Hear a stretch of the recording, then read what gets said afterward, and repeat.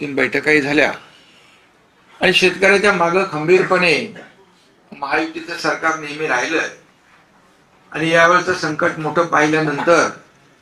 किती काही ओढाताण असले तरी काही लोक विरोधी पक्ष असतील की शेतकऱ्यांना एवढं पॅकेज द्या तेवढं पॅकेज द्या आणि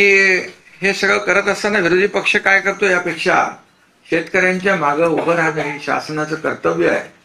आणि या कर्तव्य भावनेतूनच हे एक मोठी मदत भरीव मदत मुख्यमंत्री महोदयांनी अतिशय विस्तारपूर्ण त्याच्यामध्ये सांगितलेलं आहे आणि 31,000 कोटीपेक्षा जास्तचं हे सगळी जी मदत आहे ती आपण त्याचा देण्याचा निर्णय घेतलाय। खरं म्हणजे यामध्ये उभी पिकं आडवी झाली होती, जमिनी खरडून गेल्या, काही नदीच्या प्रवाहामध्ये जमिनीच कापून गेल्या आणि त्याचबरोबर घरांची पडझड झाली, अंशतःही झाली, पूर्णताही झाली, पशुधन वाहून गेलं, काही जीवितहानी झाली। फार प्रचंड असं हे मोठं नुकसान यावेळेस आपण पाहिलेलं आहे आणि अशा प्रसंगात शेतकऱ्याला देखील आधार देण्याची आवश्यकता आहे आणि म्हणून आम्ही शेतकऱ्याच्या मागे उभं राहणार म्हणून सरकारने घेतलेली भूमिका आज मुख्यमंत्री महोदयांनी स्वतः जी काही घोषणा केलेली आहे यावरून आम्ही जे बोललो ते या ठिकाणी करतोय। ही भावना सरकारची आहे आणि शेतकऱ्यांची आहे। खरं म्हणजे ही दिवाळी काळी होणार नाही, सरकार काळी होऊ देणार नाही अशा प्रकारचं भाष्य देखील आम्ही केलं होतं आणि त्यामुळे दिवाळीपूर्वी ही मदत जी आहे शेतकऱ्यांच्या हातात गेली पाहिजे ही भूमिका सरकारने घेतली आणि ही मदत देखील आता आणखी काल धाराशिवमध्ये देखील मोठं नुकसान झालंय, पाऊस पडलाय, जी काही आज घोषणा केली त्याच्यामध्ये आणखी काही शेतकऱ्यांचं नुकसान होईल ते देखील ही अंतिम मदत नाही आहे, शेतकरी प्रक्रिया आणि म्हणून शेतकऱ्यांना मदत देणं हे आमचं कर्तव्य आहे। म्हणून शेतकऱ्यांनी कुठेही खचून जाऊ नये, टोकाचं कुठलंही पाऊल शेतकऱ्यांनी उचलू नये कारण शेवटी शासन आपल्या पाठीशी खंबीरपणे उभं आहे आणि म्हणूनच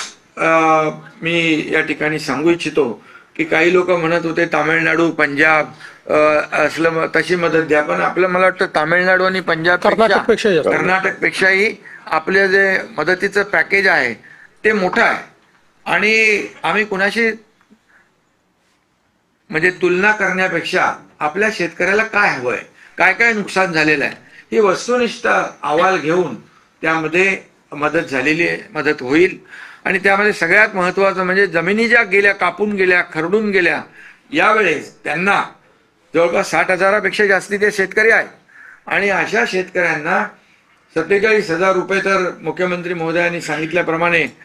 खरडून गेलेल्या जमिनीला मिळणारच आहे, परंतु मनरेगामधून 3 लाख रुपये हेक्टरी जे काय जमिनीचं रिस्टोरेशन आहे, पूर्ववत जमीन करणं हे सोपं नाहीये आणि तो मोठा प्रश्न शेतकऱ्यांसमोर होता आणि तो आपण सरकारने मिटवला। त्यामुळे देखील त्याला रॉयल्टी लावत नाही आपण आणि त्याला रॉयल्टी फ्री केलेला आहे। त्यामुळे या मदतीच्या पॅकेजमध्ये गाळ भरलेला आहे, तो देखील जो गाळ काढण्याचं काम त्याला देखील या सर्व मदतीची त्याला सहकार्य होणारच आहे आणि यामध्ये 2 हेक्टरचं आपण 3 हेक्टर, काही लोक म्हणत होते की 2 हेक्टरची मर्यादा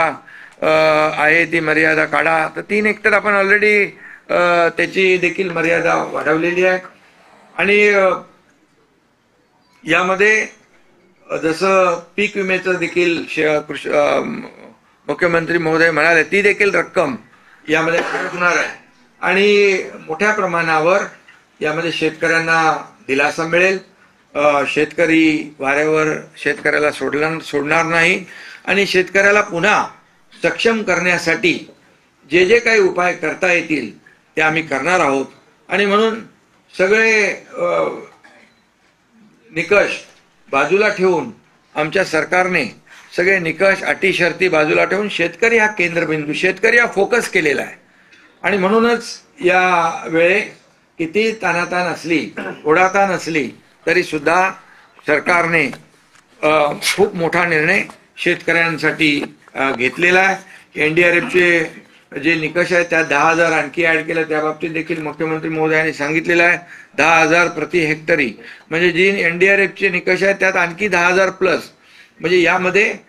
पुढचं जे काय रबीचं पीक आहे ते घेण्यासाठी शेतकऱ्यांना खतं, बी बियाणं या संदर्भात देखील मदतीचं जे नुसतं आता झालेल्या नुकसानीची मदत न देता पुढच्या पिकाला देखील त्यांना मदत कशी मिळेल यासाठी देखील सरकारने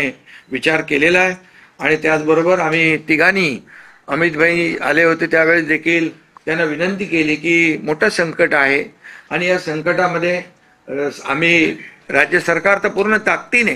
खंबीरपणे शेतकऱ्यांच्या मागे उभे आहोतच, आम्ही तर बिलकुल जे काही मदत करायची ती करणार, पण केंद्र सरकार देखील यामध्ये केंद्राची देखील मदत झाली पाहिजे अशा प्रकारची मागणी अमित भाईंकडे केली. आदरणीय प्रधानमंत्री मोदीजींना देखील मुख्यमंत्री महोदयांनी आमच्या सहीचं पत्र दिलं, तिकडे देखील निवेदन दिलेलं आहे. आणि अमित भाईंनी देखील त्यांच्या परवाच्या जाहीर भाषणात देखील सांगितलं महाराष्ट्रातल्या शेतकऱ्याच्या मागं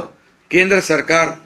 खंबीरपणे उभं राहील. आपला प्रस्ताव दाखल केला की तातडीने तो मान्य केला जाईल. त्यामुळे मला वाटतं की यावेळचं संकट मोठं बघून राज्य सरकारने